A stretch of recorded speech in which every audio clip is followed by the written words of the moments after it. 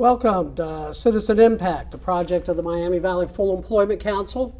I'm the host, Logan Martinez. We have a very, very important show tonight about the Wright State strike and the faculty out there. A lot's been going on this week. There's been no progress in the closing of Good Samaritan Hospital.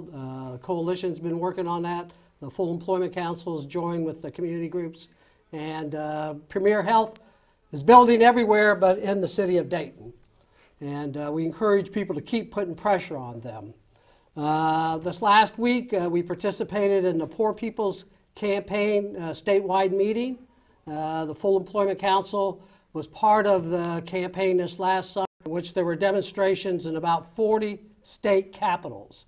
The Poor People's Campaign is mobilizing again for this next year, and we hope to be with them, and we'll be fighting for the rights of poor people and the unemployed. We're going to start with a little clip of the students joining the picketers out at Wright State. We're very excited that the faculty and some of the students are joining us tonight, and if we could show the clip of the march and the picket out at Wright State.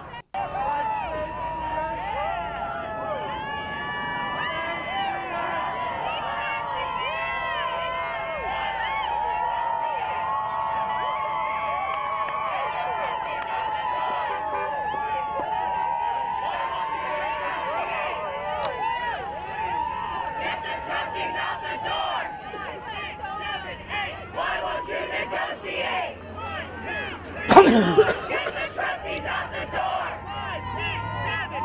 Why won't you negotiate? With you guys on our side, it's over. Thank you. Thank you. With the students with us.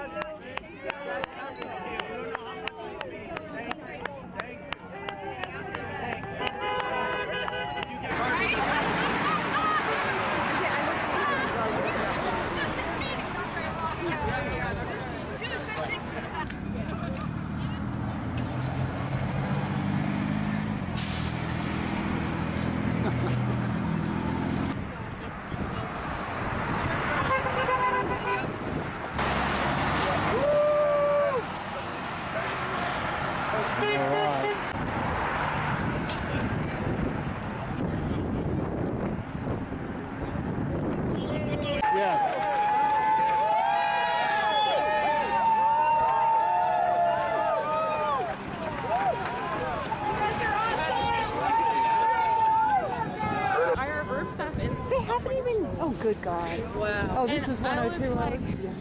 I was like, okay, well, so me and Karine both.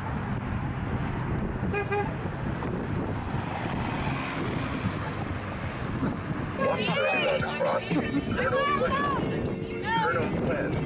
One side is on 26, 25, 24, 20. Whoa, I like that one. Okay, that was a student march joining the faculty at the picket line. It looked like a great turnout of students. I think when I was out there on Monday, they had another march of students joining the faculty. We have like 3 guests right now. We'll have another guest in a little bit, but could you introduce yourself? I'm Professor Noeleen McIlvenna, sometimes called Dr. No. I'm from History Department. I teach colonial American history. Early history. Go ahead. Hi, I'm Dr. Sarah Twill from the Department of Social Work, and I'm a professor, and I teach social work practice, and policy and social activism. Well, welcome. And we have a student, Elyse. Yeah, I'm Elyse Angle from the biology department. I'm currently doing a senior thesis on eDNA protocol and using it to detect invasive species in the Wisconsin area. Okay, well, welcome to the show today. We really appreciate the faculty and the students. You've had quite a week out at Wright State. This is day 7. That's correct. And when we started out, the administration was not negotiating, and just in the last day, they've decided maybe they will negotiate. Now, Noeleen, you've been very involved in, so could you maybe just give us a little update of where things stand right now and what brought us to this point? And what brought us to this point in the short term was on January 4th, the board imposed a contract. When you impose a contract, it means that the faculty have no recourse but to take it or to leave it. It's a statement saying that negotiations are over. This is your contract. Faculty decided to leave it. It was a horrific contract that would have hurt students past, present and future in terms of the damage it would have done to the long-term reputation of the university, but also very quickly on the short term, what time we could have given our students. But so we organised, we filed our notice and we went on strike on January 22nd, and we've been out all week. As a last-ditch attempt, the university filed a motion to determine that our strike was unauthorised, to try and declare our strike illegal and force us back into the classroom. And there was an emergency meeting on Sunday. Is that just yesterday? Yes. Up in Columbus with the SERB, and they lost that. And at the end of that, I think they realised they had to talk. So there was a meeting, and then that set up a negotiation session, which has just begun. This is the first negotiation the board has and the administration have agreed to since last fall. And so we are hoping that there will be a settlement soon. You know, everyone knows where they stand, so there's not new things to find out. They just have to hammer out a deal. But in the meantime, we are ready to keep going if they don't make a deal. We have had a tremendous strike in terms of there's only been growth in the support and in the solidarity.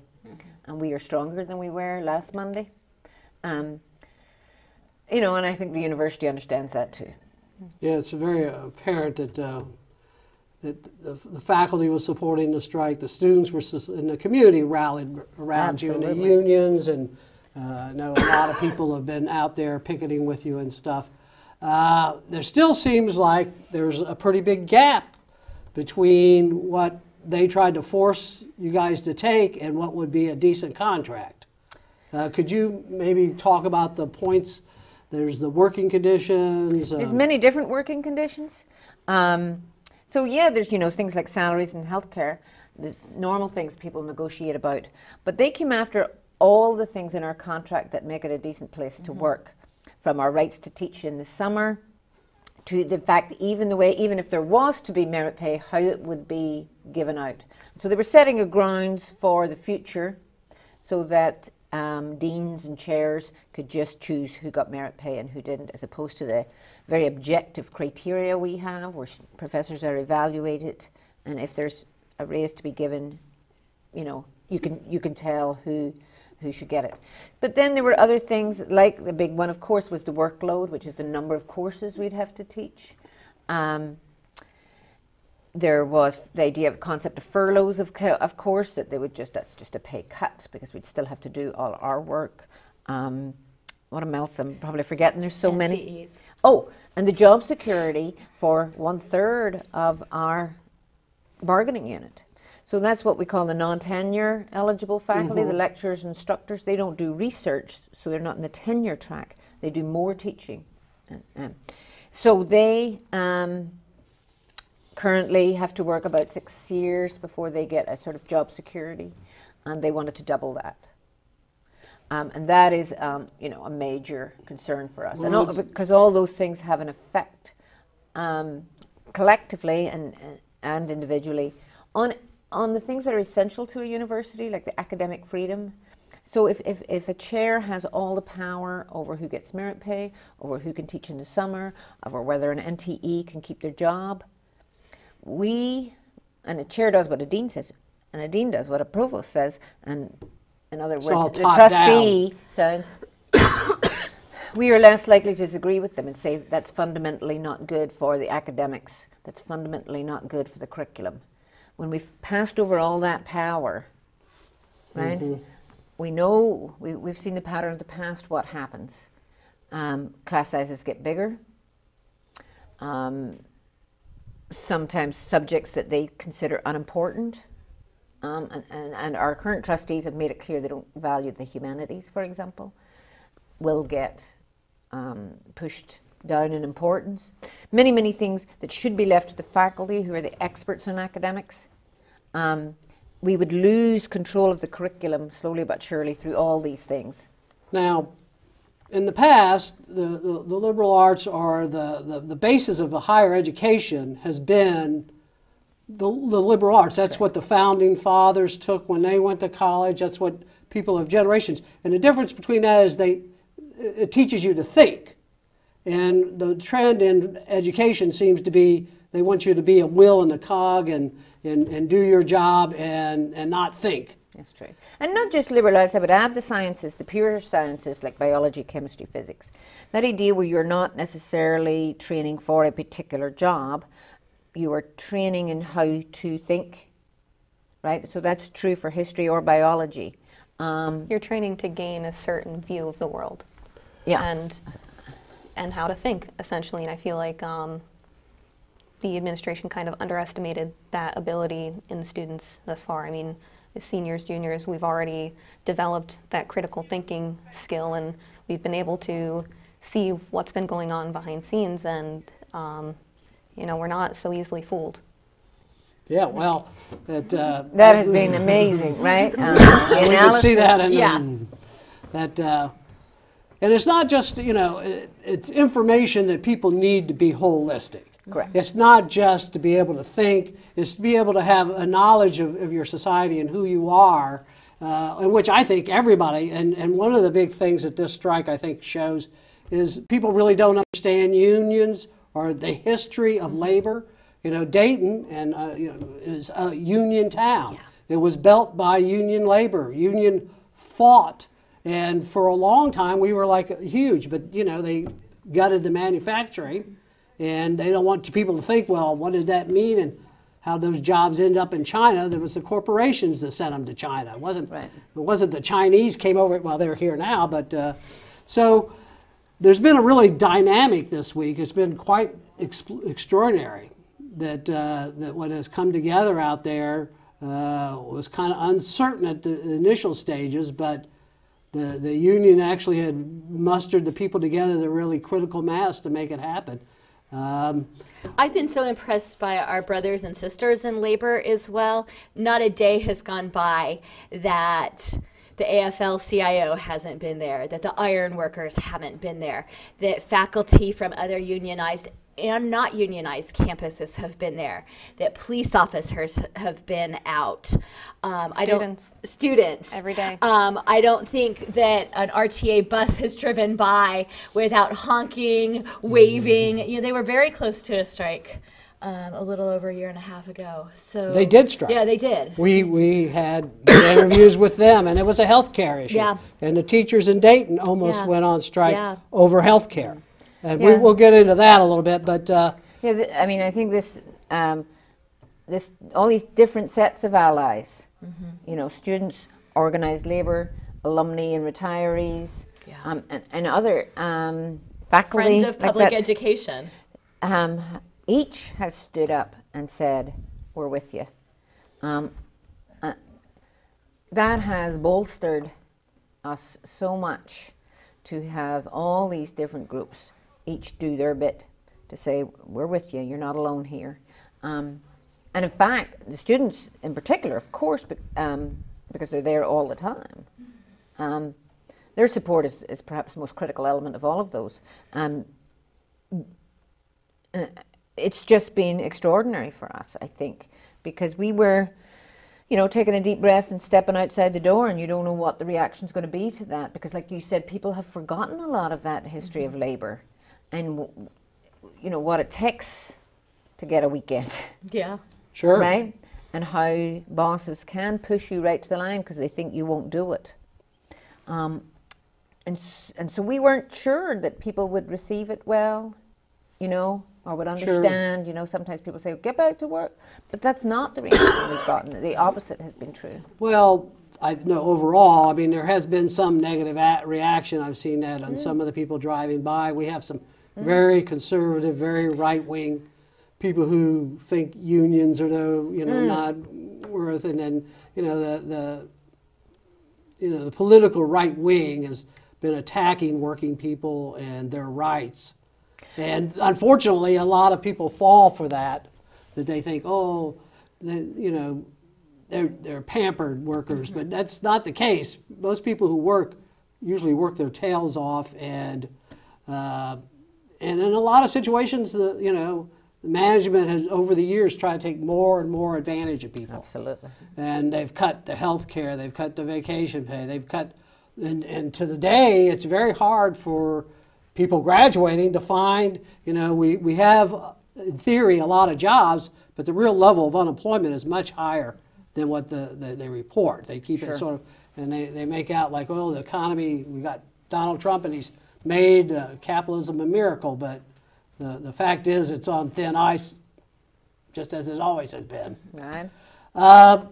Now, you've worked with a student group. You got a student group there, and you guys have sort of mobilized to support the professors. Yeah. What inspired you to do that? Well, I believe it was the Wednesday before the strike occurred. A Student Allies meeting was called, just, through word of mouth throughout the student body. And I went to the meeting place at the meeting time, and before you knew it, the room was overflowing with students trying to get in and fit and figure out a way to mobilize and help. And since then, we grew from a room of overflowing students to 17,000 people on Facebook. Or, I'm sorry, 1,700, not 17,000. That's tomorrow. Well, that's a darn good start, and I know the videos and the stuff on Facebook have been being hit a lot, and all kinds of, it's like constant. I hope people in the community are getting this other information, because frankly, the press coverage of this is sometimes been, they left sometimes the impression that it was, that the Board of Trustees was negotiating.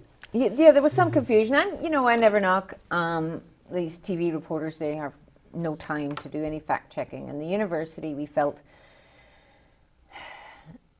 hasn't always been 100% transparent, shall we put it that way. I can attest to that. And so, they come out and they talk to us and they talk to administration, and an hour later they have to edit their, so I think they've tried to be very fair, and but it is hard. It is hard for people to understand. We don't usually get an hour long to sit and describe and explain these more complex things that are in the contract language, for example, or to explain how all the allies have come. And so I really welcome that. Thank you very much. But I don't blame anybody in the media or the press, for any kind of coverage. I think they're doing their best to get our story out there, and to let us at least try and explain why we would come to this. How do you feel about the trustees and their role in all this? Now I don't want to switch gears here, but my mom always said, if you can't say something nice, so I'll let Sarah talk. I think it's really important to remember that higher education is not a business. We are, in fact, higher education. And we're not widgets, and we're not, the idea that we were replaceable. I said a couple times this week, there's not a lot of 5th century Chinese scholars sitting around in Dayton, Ohio looking for a job. That is a rare skill set. And I think the Board of Trustees are viewing things through their very business lens and don't have a lot of practical experience about what it takes to run a class, what goes into the prep work. There was a lot of discussion yesterday about, well, it's just like a class in the box, and like anybody could teach it. You could teach it. You could teach it. You could teach it. No, there's a lot of expertise that went into the development of that class and how I frame and select media for students to watch and discuss, or an assignment, and it's not just chug and plug. And I think that that's a fundamental, just missing understanding. And I welcome. I think you give them a lot more benefit of the doubt. I think they do have a concept. They obviously, what they put in this contract was intentional. It was not thought out. Now, I think you're partially right, and I think you're partially right about the media too. But the Board of Trustees really, they knew that you were going to go on strike, because what they put in that contract. Was so and unacceptable. unilaterally. Yes. And so they have that business sense that they know that if you have a union and you put something out there that's not acceptable, then they're going to go. They just assume that the chaos would have been on the picket line and not in the On the classroom. other side of the wall. That is true too. You know, I go back and forth at times thinking about how much they understand about education. I think it's not about understand or not understand, it's about care or not care. Because you prioritize, your priorities show where you are. And we understand the financial crisis. So you have to solve it and you have to cut. But if you think the better cut is to have fewer faculty and therefore 300 students where there used to be 100 in the same classroom, instead of, you know, even just cutting the athletics budget, not cutting it out, but giving them the same percentage cut that every college got or the library got. You know, and when you don't do that, you say that's the sacred ground. That shows your priorities, and that shows, you know, what you value. Sure, and that part is sad to us. I think that was really disappointing. I mean, these people have accepted, they've volunteered, and they're on there for 9 years. I had no idea, but they're appointed for, that's a long time to be appointed for a board. Yep. And it's a university, and I assume most of your board members have college degrees. I mean, not that that's not necessarily I mean, you might need someone that isn't a, you know, you can not have a college, you can have a bigger heart. Right. You know, I think from the beginning of the crisis, I remember once, 2 years ago when I went and spoke at the Board of Trustees, and it was in a very different tone, it's true that I'm speaking now. I was just pleading at that point, some of the faculty had been let go in the College of Liberal Arts. And I said, please, these are really some of our best teachers. And they've made such a difference to our students. We know exactly these particular individuals. These are very low paid individuals. Can you not find, you know, some money for these jobs? Often $42,000. Correct. And the coldness that was greeted with, and so I began to go, well, what is it you don't understand? What is it you're not getting?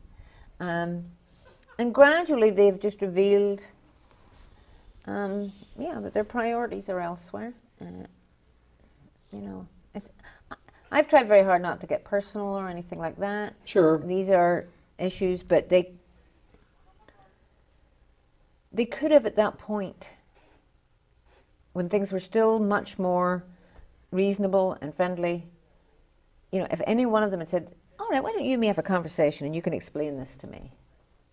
Not one of them ever sat down and talked to us. They chose always to talk to the top administrators and not to faculty members. And they could have done that at any one of them could have done that at any point, and not one ever did. And I think that showed a lot about them. That's disappointing. They didn't engage in dialogue before they pushed you out the door to go on strike. Yeah, and that's, you know, I'm talking about like anywhere in the last year and a half or 2 years ago. They also haven't engaged with students at all. I mean, myself personally and many of my classmates have reached out not only to the Board of Trustees but to the president of the university, expressing like really grave concerns about the quality and the future of their education at Wright State, and they've gone almost entirely ignored. Emails, phone calls. In fact, you know, myself and 16 other students had to go and sit outside of Cheryl Schrader's office, President Cheryl Schrader's office, until we were given the chance to set up a meeting with her. Has that meeting happened? It is not. It's scheduled for Wednesday. Okay, well, good luck with that. Thank you. You know, our group, the Full Employment Council, we've been doing this for years and years, and so we've dealt with a number of the plant closing and workers, and the hardship that's caused the workers, whether it was the GM plants. We had like 25,000 GM workers here. Now we're down to like less than 1,000. We had NCR, we had, and the consequences, you know, they closed the hospital. You know, what kind of management closes the hospital without asking the community's input at all. I mean, they're asking what to do with the lot after they tear it down, after they've done it, but they didn't want to know, they held it as a secret. Right. Because they knew that would upset the community. And we've seen that, you know, that with these plant closings and everything. And what ends up, you know, we have 8,000 vacant boarded up houses in the county or in Dayton. That's as a result of people losing their homes, losing their jobs, losing their health care. And that consequences, they know about that. We had this Frontline show about Dayton. Yes, we saw where that, it showed, you know, a third of the population is in poverty. Yep. And the reason it's in poverty, they don't have good wages, they don't have a safety net, and all that. And so to have faith in the manager class here anymore, you would have to be either extremely right-wing or in the dark, because they really don't care about what happens to, you know, there are 500 homeless people on the streets of Dayton. It's going to be 1 degree. Wednesday. And we have homeless people on the street, and we have 8,000 vacant houses. And so the irrational behavior there, and I don't want to, you know, go, but you're talking to a social worker here, yeah. so she can tell you every stat you need to know. Yeah. But the you know, we're hoping that they're going to negotiate in good faith here, and that negotiations are going on right now as the show is going on. Yep. And that's a big step forward. Well, that's an admission, you know, that they were in the wrong. That's something that they actually went in the room, because they kept saying, no, the deal is done. It's there's no more negotiating. Yeah. And so now they've gone into a room, so that's an opening. And we know the impact of the strike. Mm-hmm. And you know, Elyse can testify to the fact that despite their great promises a week ago that everything will go on as normal. We don't need these people. Every class will be covered. Every class will be fine, and then even after a day or two, well, 80% of them are covered. And you know, you might have heard already some student accounts, and I'm sure she could tell you more. But what they meant was covered was, you know, somebody took attendance. Yeah, well, and gradually, as the week has gone on, the holes, you know, have become much more apparent. Because every student starts to come out and tell their story. They never showed up, you know, or somebody incompetent admitted they were incompetent. I've been told to teach this class and I know nothing about it. Or someone with less credit hours, and my specialized subject is trying to teach me.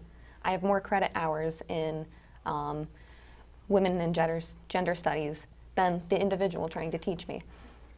For our accredited and licensed programs as well, nursing, teacher education, social work, there are larger licensing issues at play as well.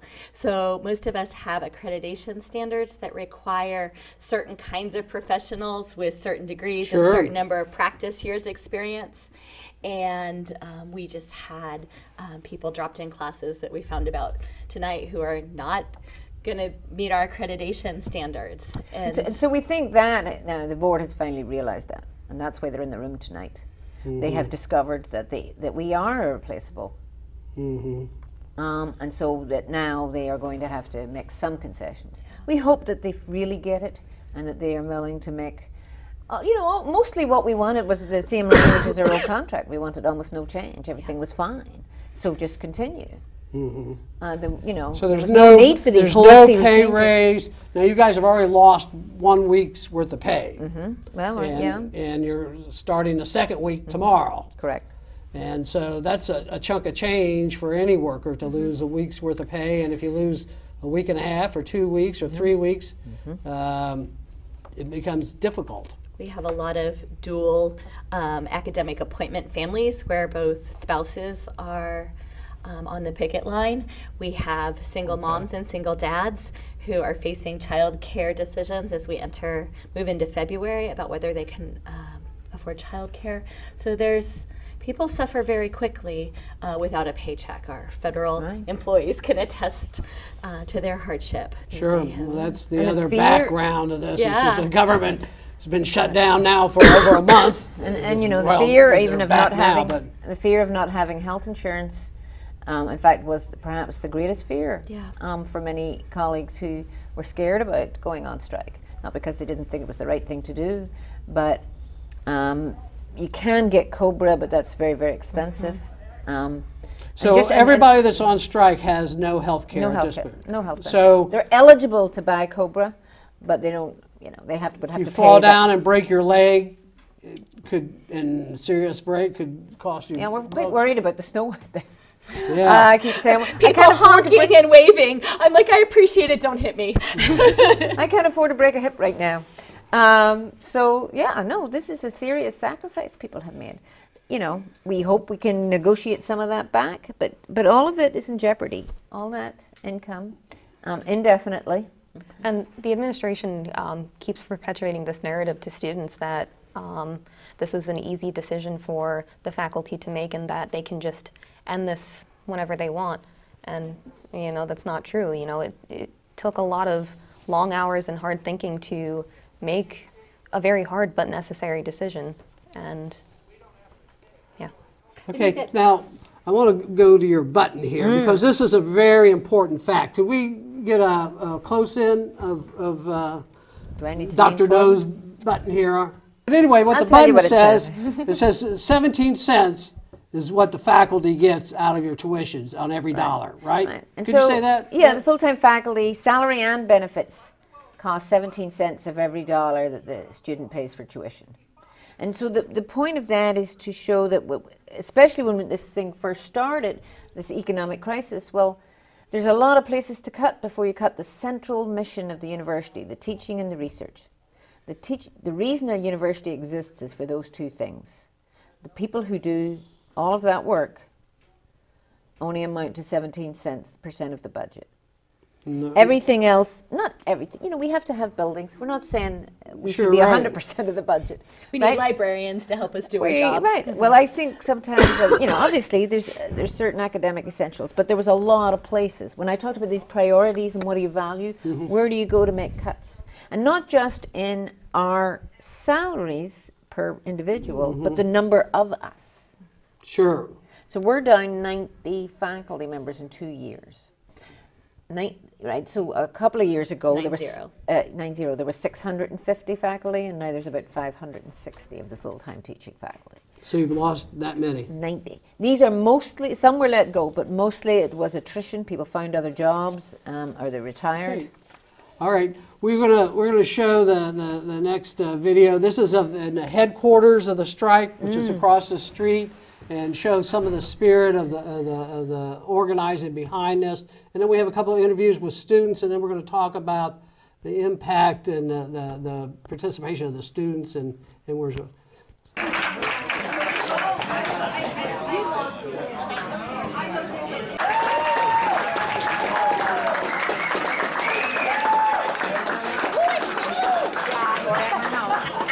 Like 5 minutes. Here comes the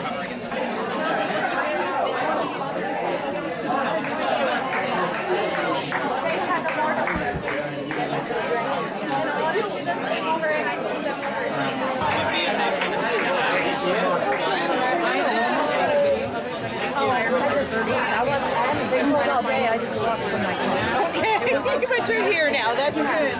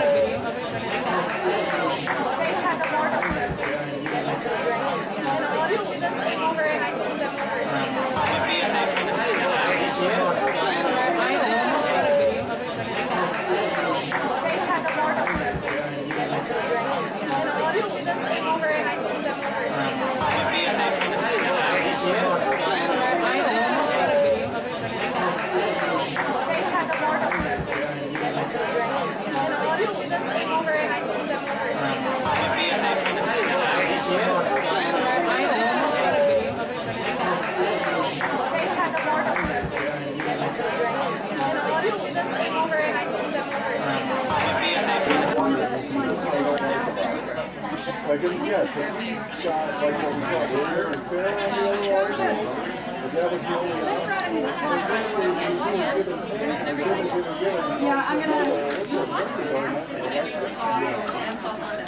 would like to suggest that we call Susan. That's what she wants us to. Let's go to a place where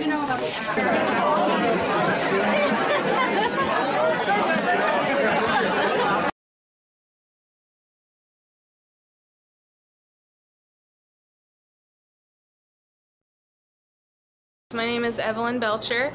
I'm a senior at Wright State, and I am in the French department. Okay. So. And could you tell me your experience in class today? Yes. So last night I received an email. I'm a TA for a French 1020 class, and last night I received an email from the department chair saying that they had found a replacement professor for the class, and that all of the students were to come to the class with some homework prepared, and that we would continue on as normal. So this morning when we got into the class, the substitute was there, and he had written on the board that there would be a mini quiz over some of the chapters, and also that there would be like some review over some of the material that they had covered. However, we quickly found out that he was not prepared at all. He had not even glanced at the textbook for the course. He didn't even have a copy. He also didn't have a copy of the syllabus. So the students were extremely lost as to what was expected of them. During the class, he was asking them questions about some things they had learned, but he also quickly dove into teaching some new material that honestly went right over most of their heads because they are in a very beginning level class, and the way he was teaching it was really not communicating. He also didn't have any type of lessons or context prepared, so basically he gave a whole lesson on grammar without context, and honestly I don't really think that many of them walked away without learning anything from that class. So. Okay, could you say your name? Yeah, my name is Michael Kulich. I'm finishing my last semester here at Wright State, and I just wanted to voice my opinion and concern as a student. Primarily, you know, before all this started, the administration sent email after email saying that Wright State was going to operate normally, that they were going to have qualified replacements for any faculty going on strike. But throughout this week, for me, it has been anything but normal, and none of my classes so far have had any qualified replacements. There have only been people there with sign-in sheets, and those people have been there for different reasons every single day. They've been giving me different reasons, and I'm concerned as a student when I start to believe that I can't trust anything that the administration is saying, that they're not being clear and upfront. And I just want to say right now that I know as a student they couldn't find people to replace my professors because they go above and beyond. And it's very concerning and disappointing as a student to see how unfair the administration's being to all of them. So that's just one student's opinion. I know there are thousands of my classmates that share the same idea. Okay, welcome back. Now that was very insightful about the students that we've heard these stories over and over again about just how untogether the administration had the classes after all this boasting that, oh yeah, let the faculty go, we'll take care of you. Now, of course, they had it in the paper that the president was teaching fairly well. Maybe that's what her calling is, and she should just go back to teaching if she's good at that, because administrating may not be her calling. But we have another student here with us now. Brooke, why don't you say your name and what you study? My name is Brooke Solomito, and I am in the College of Science and Math. I am currently pursuing a degree in statistics and a minor in disability studies. And in a little bit we'll have some statistics on this attendance of and the sort of the chaos. Now you have some student testimony about like how. Would you maybe share a little bit of that? I do. I do have to say that the two interviews that we just saw are very typical of what we've been hearing from our fellow classmates. Classes are not being covered, period. Those that are do not have qualified instructors. Some instructors, fill-in instructors, have even gone so far to harass and berate students. Some have called out students for being in support of our faculty and their striking, singling out in front of the classmates. Have you seen any of that yourself? I've heard a recording of it happening on at least one occasion. Wow. So they... I have 2 different students telling me that their courses are being combined with another course that doesn't have really anything to do with the course that they're in. You know, at a face value, it sounds like it might be similar, but you know, sociology is a fundamentally different area of study than psychology is. You know, you can't just combine. They put them in together. They put a psychology and a sociology course together. Wow. Into one classroom. So, you know, I haven't even heard all these stories. I hear snippets, and of course I follow a little bit closer the history department, and so I know what's going on there, but it's fascinating to hear what's happening from the students happening all over the university campus. Yeah. So you found any of that in your classes, Brooke? How have you? Yes. One of my courses actually have been impacted by it, and I have worked 2.5 years to get into this course, so it's been very impactful to me of how hard that I've worked to get into this specific course that I am currently enrolled in. And me as well. You know, I'm currently fulfilling my biology electives, you know, the things that are most important to my training as a biological scientist. I do not have a marine biology professor. I do not have an ornithology professor. I'm still without an advisor for my senior thesis, and no one in the administration, whether it be in my college or the College of Science and Math or the university in general, has even addressed what senior honors thesis and master's students are supposed to do without their advisors, without expert counsel on how to proceed. I mean, the graduate, because you might be able to find somebody with a master's student who could cover a bachelor degree course, but you can't find people that can teach graduate courses. The graduate school across the campus has been left. Students are told to just go home and read with each other and run their own classes. So when you miss 5 days because of snow in the public school system, that's all the days you're allowed to miss, and then they have to make up those days. Right. Has there been any discussion of like making up these courses? Well, you know, in university, I mean, we're thinking about that now, the profs. If we can get back fast, we can get caught up. We can get caught up because we're used to missing snow days and maybe go to a conference. So usually within a semester, you might have 2 or 3 days you can jiggle the material about. You can ask students to maybe watch a video at home that you had planned to show in class time and cover up more material. You know, you always have to try and if we could get back soon, we could fix this, because we've got several months for each prof to make those adjustments. If it goes on longer, it's going to be a lot more difficult. Every day it gets a wee bit more difficult. The first week, okay, we missed a week. I remember 2 years ago in January because of those super frigid temperatures, and we all managed. So we can manage a week. Once you start to get into the second week, now you're pushing it. So, you know, that's why we would love it to be resolved ASAP. So there's a chance they're negotiating right now, and hopefully they've come to their senses, but I wouldn't hold my breath.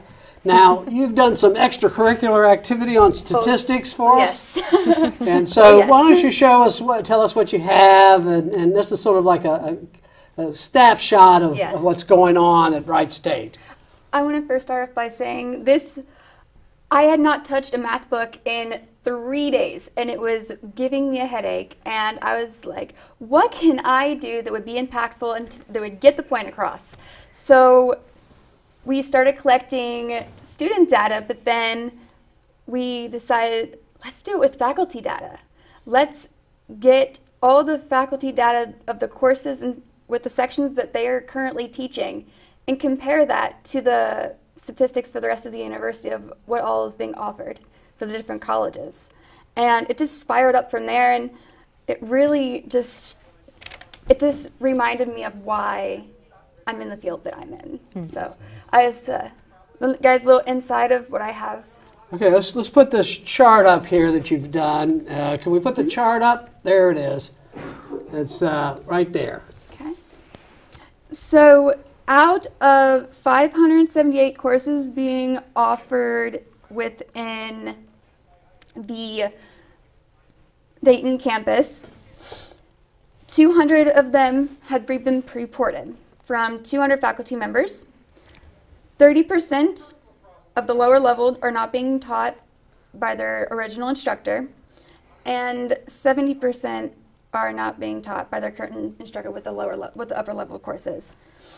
And the 70% of the courses, a lot of students don't look at the first 2 years of their college degree. They look at the latter part of their college degrees. They look forward to the latter part because it is those skills and techniques that will be beneficial to them in their professional careers. And that is what is irreplaceable. And the faculty, with them being on strike, there's that void and struggle of finding those professors that are irreplaceable. Because you're not going to find someone who can teach advanced, statistics, or, someone who can give trombone lessons for a senior recital. Those are individual You're not going to techniques. find a marine biologist in Dayton, Ohio. No. Right. And I think, what Brooke is showing us here is that of the courses not covered, the biggest section are in fact those senior level courses, the upper level courses and the graduate courses. And what we're saying is that those are the courses in your major.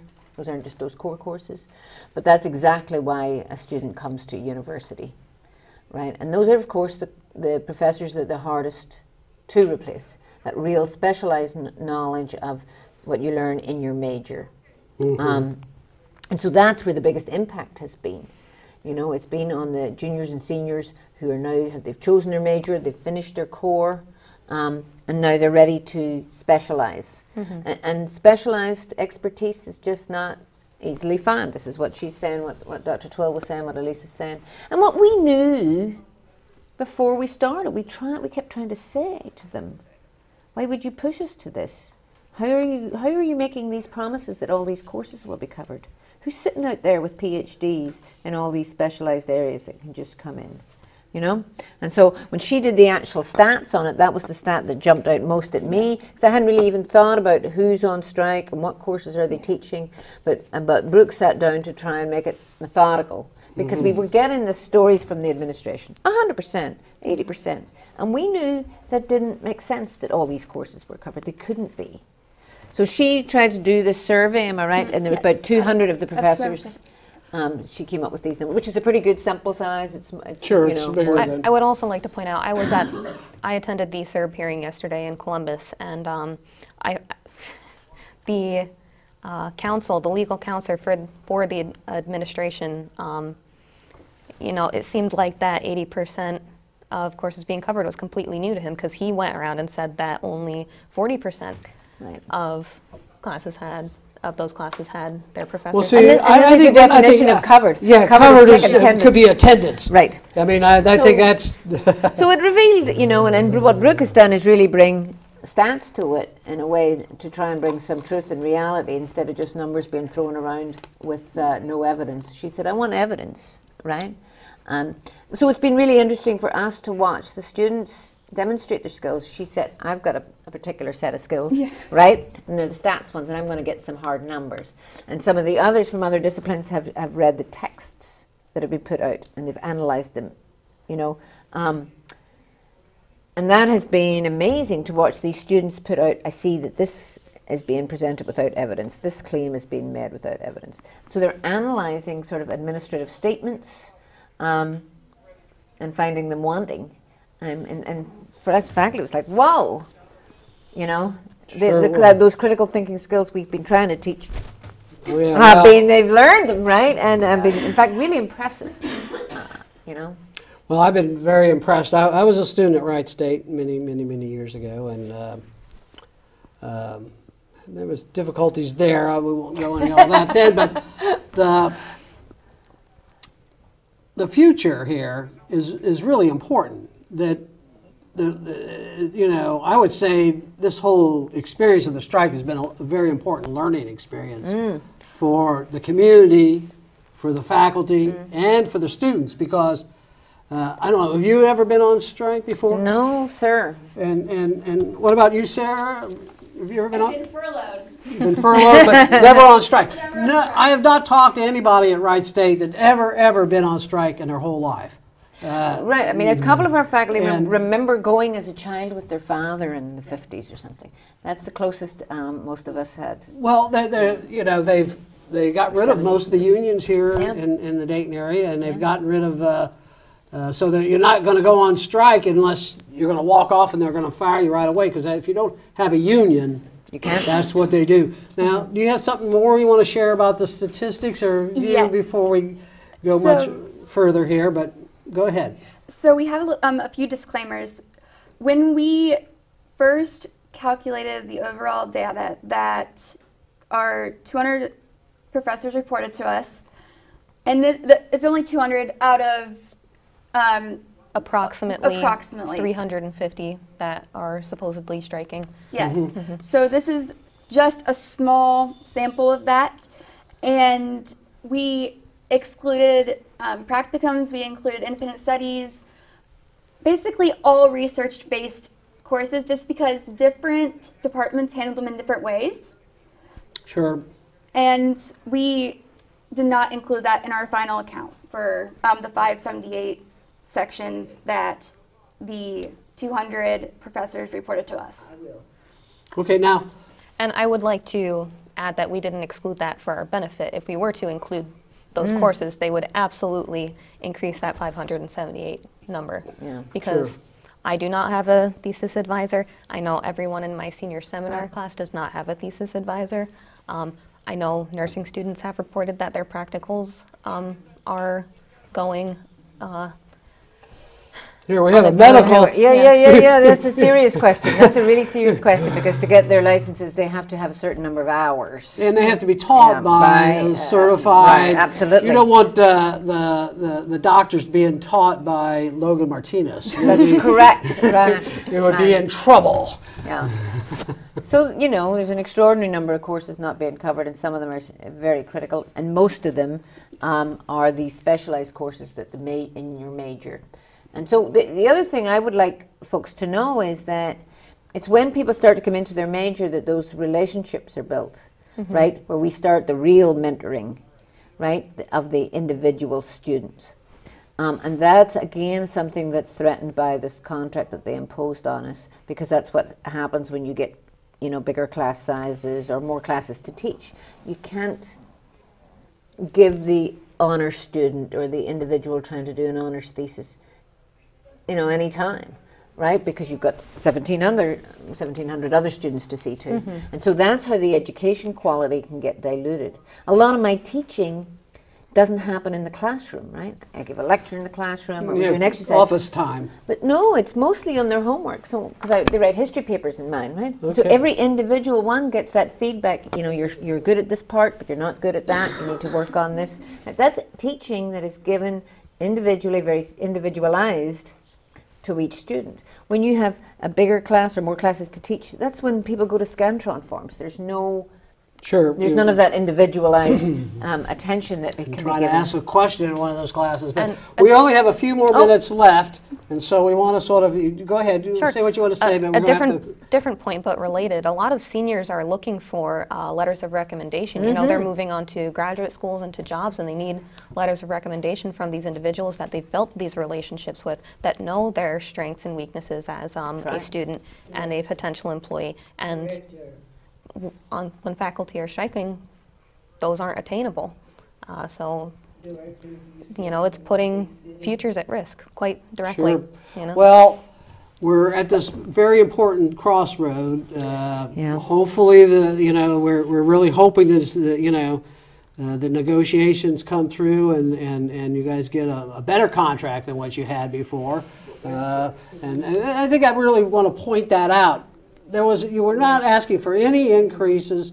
You were not asking for, they have this phrase that's in the press about make a uniform health care plan. And what they mean by that is they've cut the staff's health care, and now they want to cut the faculty. Right. They don't want to say that. No. So that's a very polite way of saying and exactly so, what's going on. And we understood even that we would get we'd pay more for our healthcare, we'd get a lesser plan. But not the plan they imposed. The plan they imposed really penalises the sick or the poorest of our faculty. We were willing to pay more in premiums across the board, so there would be a fairness in it, so that as opposed to sort of out-of-pocket maximums and deductibles that hurt the one person who gets sick, where in other words you're really just paying for your own health care. It's not health insurance anymore. Sure. And that's their plan design, and we had wanted to go to a plan design. Sure, well, health care is the biggest cause of bankruptcy in America, and the biggest cause of home foreclosures is health care. And that's because the health care system is wrecked. Right. And they push the workers and stuff.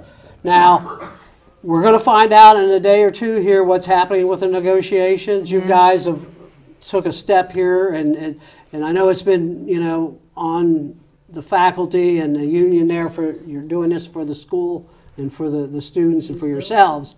But it's also, as a community organizer here in Dayton, we really appreciate you guys stepping forward and taking a stand. And we really appreciate the students. There's a hope in the future here, and it's because of you guys taking a stand, not only for the Wright State, but for all the workers. Yeah, I think that modeling for other ones that it's okay, because it's a scary thing to do. And yet we're all still standing, you know, and hopefully we know we've made an impact because they're in the room, right? And so for other workers who feel that they are being treated poorly, you know, you can organize and you can make a stand, and community people you didn't even know will come and rally around you. We've been smothered in love. Okay, we really appreciate that. The Full Employment Council will be following this. We call on the community, the Dayton, the broader Montgomery County community to support the faculty, support the students. People have to get involved. We cannot stand by and let the corporate elite just run our country into the ground. And so people need to become active citizens and get out there. If this strike goes on, come out to Wright State and join the picket line. Yes, please. Okay, for the Miami Valley Full Employment Council, hang in there and be an active citizen.